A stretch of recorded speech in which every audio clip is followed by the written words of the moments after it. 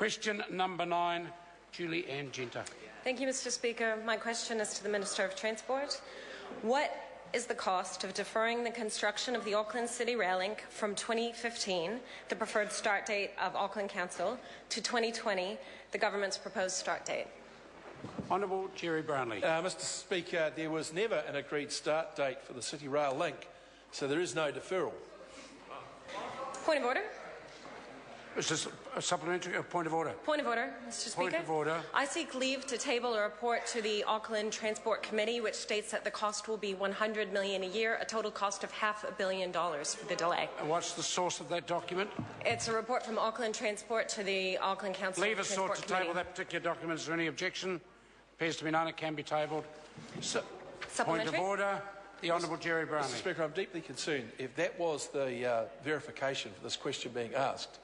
That apparently is some justification for the term delay being put in the question. There is no delay. There's been no agreed start. Order. The question was ruled in order and the Minister very satisfactorily answered the question.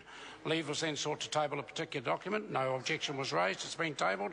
And I now look to the member to the further supplementaries. Supplementary. Thank you, Mr. Speaker. Question, Julie Ann Genter. Given that forecasts state by 2021 the existing rail and bus network in Auckland City Centre will be at full capacity, will he now prioritise the City Rail Link to reduce costs and congestion sooner and receive the benefits all across the transport network sooner? Honourable Jerry Brownlee. Well, Mr. Speaker, the first point is that the benefit costs on this rail loop in 2021 are incredibly poor. And the member regularly refers to those in relation to roads but seems to want to ignore them in relation to rail. The other point would be that we have said clearly to Auckland that if the conditions that are outlined in the Auckland Transport Plan do start to show signs of bearing truth, then we would want to move forward the project itself. That's not an unreasonable position, but simply to stand in this House and assert that we're going to be in a certain situation by 2021, knowing that the BC ratios then will only be between 0.4 and 0.9, I think is plain irresponsible. Supplementary. Supplementary question, Ian Lees-Galloway. Thank you, Mr. Speaker. Does he believe that the congestion-free network proposed by Generation Zero and the Auckland Transport blog is desirable? If so, does he understand that in order for that network to be completed by 2030, components like the rail link must be prioritised now rather than deferring them to build more motorways first? Honourable Jerry Brownlee. Mr. Speaker, what I understand is that there are lots of organisations out there prepared to spend money on behalf of the government. We look at what is a reasonable position to reach.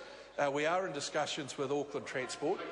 We have set down some conditions around the funding that the government wants to commit to this rail loop at an appropriate time.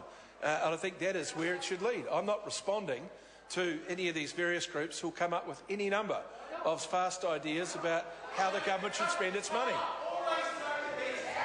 Supplementary. Order. Supplementary question. Order. Supplementary question, Julie Ann Genter. Thank you, Mr. Speaker. Given that traffic volumes in Auckland have been declining steadily for 7 years now, why is his government pushing ahead with the Holiday Highway, which is only going to save 2 minutes for most drivers, most days, while delaying the start of the City Rail Link, which will not only save up to half an hour for Auckland commuters every weekday, but also take 50,000 cars off Auckland's congested roads? Honourable Jerry Brownlee. Mr. Speaker, first, the government does not have a road on its programme referred to as the Holiday Highway. What we do have is concerns about access into the north. As for the issue around patronage, we have made it very clear to Auckland Transport that if we see those patronage figures nearing the estimates, then we would be prepared to look at our funding commitment sooner.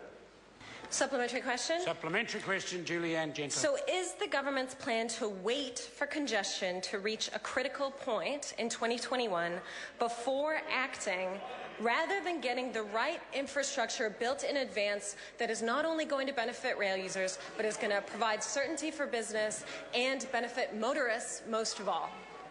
Honourable Jerry Brownlee. Well, Mr. Speaker, what the government has said is that when we see the conditions that Auckland Transport set for itself starting to resemble the numbers that they're predicting, then we'll want to talk about moving forward. Other than that, we're saying business plan starting in 2017 with construction in 2020. Point of order.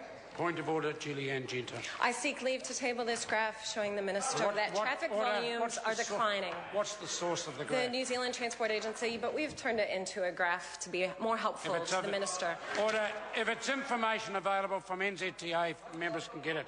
Question number 10, Ian McKelvey. Thank you, Mr.